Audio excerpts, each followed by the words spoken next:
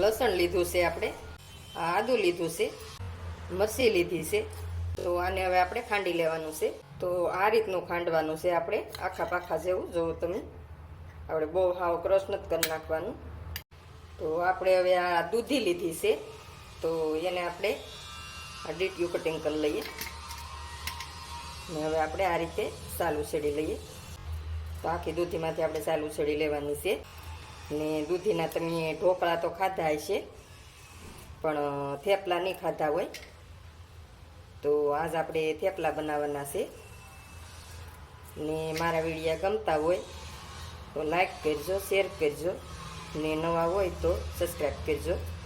રસોઈમાં તો મારે વધારે બધું કાઠિયાવાડી જ રસોઈ હોય છે, તો તમને ગમતી હોય તો શેર કરજો વધારે. તો દૂધીને આપણે ધોઈ લીધી છે સાલ ઉછેડીને. હવે એના આપણે 2 ભાગ કરી નાખવાના છે. આ રીતે એક ભાગ આપણે મૂકી દઈએ, ને એક ભાગ છે આપણે ખમણીથી ખમણી લઈએ. તો આ રીતે આપણે ખમણી લેવાનું છે. હવે આપણે ઘઉંનો લોટ સાળી લઈએ. તો આ રીતનું વાસણ લેવાનું છે મોટું, ને એમાં લોટ સાળવાનો છે. 2 ચમચી મોટી આપણે શેણાનો લોટ લીધો છે, તો આ ઘઉંના લોટમાં આપણે એ સાળી લેવાનો છે. શેણાનો લોટ તમે નાખો એટલે બહુ મસ્ત લાગે ને બની પોસા. તો થોડોક નાખી દેવાનું, 2 ચમચી જેટલું. લાલ મરચું નાખીએ થોડુંક, આપણે ભૂકી લેવાની છે મરચાંની. આપણે લસણવાળી ચટણી નથી લેવાની. હળદર નાખીએ, મીઠું સ્વાદ પ્રમાણે નાખીએ, ધાણા જીરુંનો ભૂકો નાખીએ, હિંગ નાખીએ. હવે આપણે આ લીલા ધાણા લીધા છે, તો ઝીણા ઝીણા આ રીતે આપણે કટિંગ કરી લેવાના છે.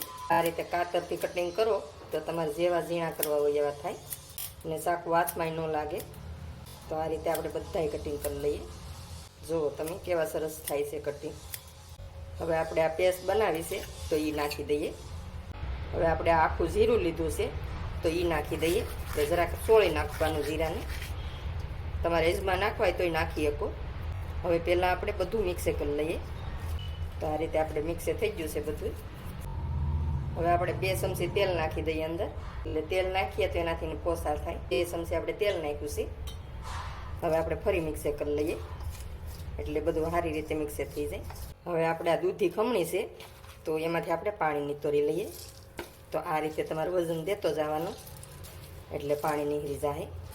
જુઓ તમે કેટલું પાણી નીકળ્યું છે. હવે આપણે આ લોટમાં નાખી દેવાની છે. આ રીતે છૂટી છૂટી કરીને નાખી દેવાની. હવે આપણે આ લીંબુ લીધું છે, તો એ લીંબુ નીસવી લઈએ. તો આ રીતે આમ ફરતો હાથ ફેરવવાનો. લીંબુ ન હોતું હોય તો નહીં નાખવાનું. હવે આપણે લોટ બાંધી લઈએ. તો પહેલાં પાણી નહીં નાખવાનું, કેમ કે દૂધી છે એ પાણી છોડે. એટલે જેમ બને એમ ભાર દઈ ને પહેલો તમારે આ રીતે લોટ બાંધવાનો. પછી તમને એમ લાગે તો પછી પાણી નાખવાનું. હવે આપણે થોડુંક પાણીની જરૂર છે, તો થોડું થોડું નાખવાનું, એક હારે નહીં નાખવાનું. તો આ રીતે આપણે લોટ બાંધી લઈએ. લોટ બંધાઈ ગયો છે આપણે. તો હવે અડધી ચમચી આપણે તેલ નાખી દઈએ પાછું ઉપરથી, ને આ રીતે આપણે એને તેલમાં કૂણવી લઈએ, ને પછી ઢાંકીને થોડીક વાર મૂકી દઈએ. તો હવે આપણે લોટ લીધો છે. હવે કોરો લોટ નાખી લઈએ ઉપર. હવે આપણે વણી લઈએ. તો આ રીતે આપણે વણી લેવાના છે, બહુ જાડાની, બહુ પાતળાની, મીડિયમ. થેપલા આપણે વણાઈ ગયા છે. તો હાલો હવે સેડવી લઈએ આપણે. લોટ આપણે આવી ગઈ છે, તો હવે આપણે સેડવી લઈએ. ગેસ આપણે ધીમો નથી રાખવાનો, ફૂલ રાખવાનો છે.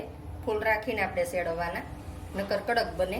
ફૂલ ગેસ રાખો, ગમે રોટલી કે થેપલા કે તમે સેડવો, એટલે ગેસ ફૂલ રાખીને સેડવો તો જ પોસું બને. ને ધીમો ગેસ રાખીને સેડવો તો એ કડક થઈ જાય છે.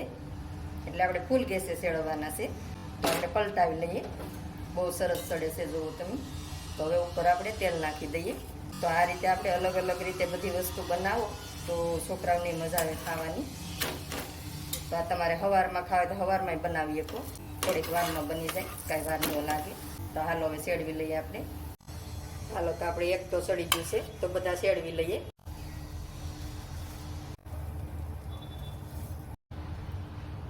તો બની જશે આપણે થેપલા. બહુ સરસ બન્યા છે, જુઓ તમે. આમાં દૂધીના લસાઈ તમને દેખાતા હશે અસલના, ને કૂણાય બન્યા છે હાવ. તો આ રીતે બનાવો, બહુ મસ્ત બનશે. અટકળમાં ખબર ન પડતી હોય કાંઈ પણ વસ્તુ નાખવાની, તો આપણે લોટ મિક્સે પેલો કરી ને પછી આપણે શાખી લેવાનો, કાંઈ પણ ઓછું હોય એમાં તો નાખવાનું. આમાં બધી વસ્તુ પૂરી હોય હરખાઈએ તો જ ભાવે, નકર મજા ન આવે બહુ, તો જ સારા બને. તો એ રીતે બનાવો.